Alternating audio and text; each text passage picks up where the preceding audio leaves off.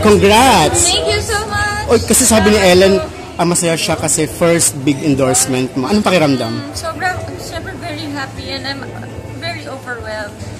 Napakalaking task na binigay sa akin ng Ginebra, but I'll make sure na we're just gonna have fun at hindi sila nagkamali sa pagkuha sa akin. Hindi naman ibig sabihin na manginginom ka. Medyo! Medyo! Tsaka kami ni Ellen, diba, kami niya kami magkapatid niya So, parang may baliw. Ayun. So, ang daming blessings simula nung lumipat ka sa ABS from TV5. So, naman lahat na napuntahan ko, diba? So, may talaga, may bunga yung paghihintay. Opo. Yun nga, hindi naman talaga overnight yung success. Kumbaga, nasa yung journey, yun yung importante, yung mga natutunan ko along the way.